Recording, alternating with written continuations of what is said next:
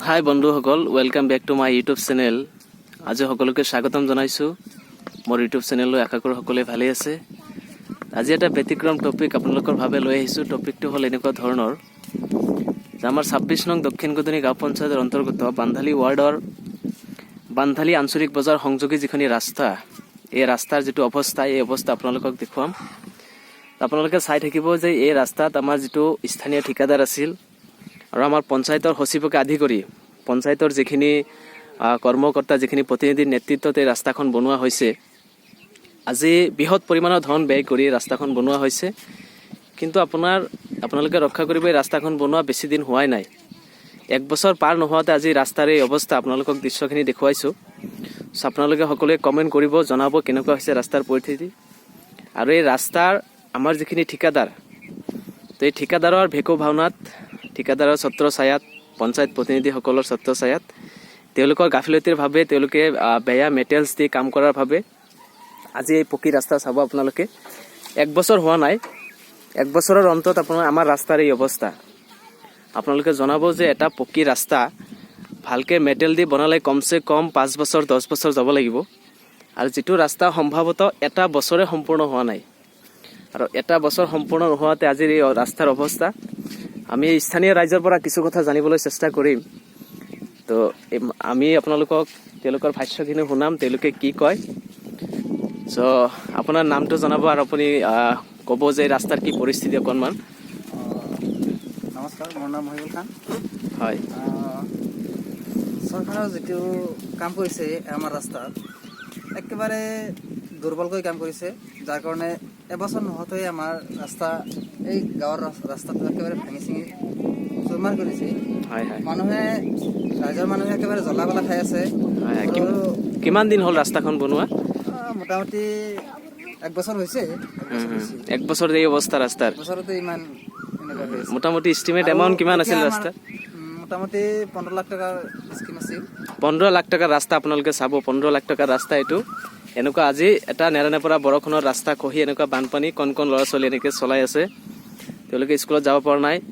আৰু তেওঁলোকৰ পৰা আৰু কিছু কথা জানিব বিচাৰিম যে পঞ্চায়তৰ প্ৰেচিডেণ্ট বা তেওঁলোকৰ কেনেকুৱা কামৰ দায়িত্বপূৰ্ণতা কেনেকুৱা তেওঁলোকৰ? নাই, নিশ্চয়কৈ আমাৰ এই দক্ষিণগতি গাঁও পঞ্চায়তৰ যিটো প্ৰেচিডেণ্ট হয়, তেওঁলোকৰ ভূমিকা কেনেকুৱা? তেওঁলোকৰ একেবাৰে দুৰ্বল হয়, দুৰ্বল ভূমিকা। ঠিক আছে, আপোনালোকে শুনিবলৈ পাইছে যে তেওঁলোকৰ এটা নমনীয় দুৰ্বল ভূমিকাৰ ক্ষেত্ৰত আজি এনেকুৱা এটা বৃহৎ পৰিমাণৰ ধন ব্যয় কৰিছে ৰাস্তাৰ নামত, আৰু তাৰ পৰিপ্ৰেক্ষিতত এনেকুৱা পৰিস্থিতি হৈছে ৰাস্তাৰ।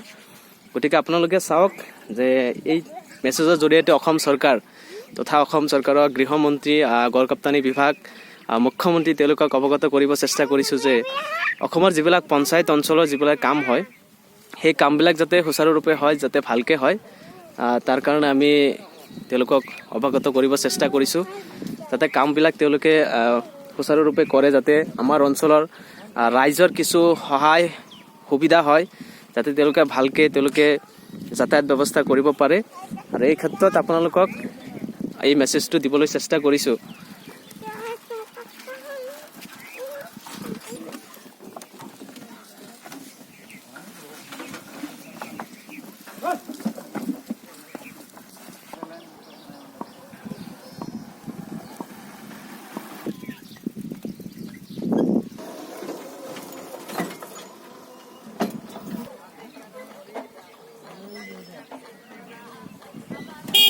এই লাহে লাহে লাহে লাহে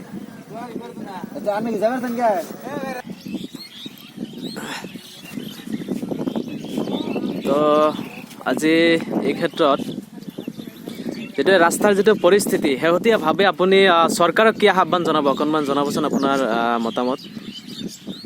চৰকাৰক মই এইটোৱে আহ্বান জনাওঁ যে যিসকলে এই ৰাস্তাটো কৰিছে তেওঁলোকৰ উচিত তদন্ত কৰিব লাগে, আৰু ভৱিষ্যতে যাতে এনেকুৱা ৰাস্তা যাতে নহয়, অলপ ভালকৈ কৰে, এইটোৱে মই চৰকাৰক আহ্বান জনাইছোঁ যে মানুহৰ যাতায়াত ব্যৱস্থাটো সুব্যৱস্থা কৰি দিছে। আৰু আমাৰ সন্মানীয় মুখ্যমন্ত্ৰীজনক উচিত তদন্ত কৰিবলৈ আহ্বান জনাইছোঁ, আৰু পৰৱৰ্তী সময়ত ভালকৈ যাতে কাম কৰে, এইটো মানে পুৰা দৃষ্টিৰে চাব লাগে।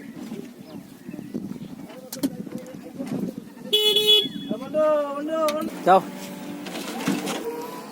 হয় নিশ্চয় আপোনালোকে শুনিবলৈ পাইছে স্থানীয় ৰাইজৰ কিছু ভাষ্য আপোনালোকক দেখুৱালোঁ চ' আমাৰ শেহতীয়া অসম চৰকাৰক মোৰ ফালৰ পৰা বিনম্ৰ অনুৰোধ জনাইছোঁ যে গড়কাপ্তানি বিভাগৰ যিটো মন্ত্ৰী মহোদয় MLA মন্ত্ৰী বিধায়ক তেওঁলোকৰ তত্ত্বাৱধানত যিখিনি কাম কাজ হয় বা তেওঁলোকৰ ফাণ্ডৰ যিখিনি পুঁজি ৰাইজৰ ধনৰ যিখিনি পুঁজি হয় এই পুঁজিখিনি যাতে অপব্যয় নহয় যাতে উচিত ক্ষেত্ৰত ব্যৱহাৰ হয় যাতে ৰাইজৰ এটা সুচল পৰিস্থিতি হয় যাতে যাতায়াত ব্যৱস্থা ভাল হয় তাৰ প্ৰতি যাতে চৰকাৰে লক্ষ্য কৰে মই বিনম্ৰ আহ্বান জনাইছোঁ আৰু অসম চৰকাৰৰ গড়কাপ্তানি বিভাগৰ মন্ত্ৰী তথা অসম চৰকাৰৰ মুখ্যমন্ত্ৰীক বিনম্ৰ আহ্বান জনাইছোঁ যে ভৱিষ্যতে যাতে এই কামবিলাক সুচাৰুৰূপে হয় যাতে এই কামবিলাকত কোনো অনিয়ম সৃষ্টি নহয় যাতে ৰাইজৰ বিভিন্ন জ্বালা যন্ত্ৰণা সৃষ্টি খাব লগা নহয় যে সৰু এটা বৰষুণ বা সৰু বানপানী হোৱাৰ ফলতে যাতে ৰাস্তাবিলাক এনেকৈ ছিগি ভাগি বিচ্ছিন্ন হৈ নাযায় তাৰ প্ৰতি যাতে চৰকাৰে বিভাগীয় কৰ্তৃপক্ষই লক্ষ্য কৰি উচিত ব্যৱস্থা লয় এই বিনম্ৰ অনুৰোধ আৰু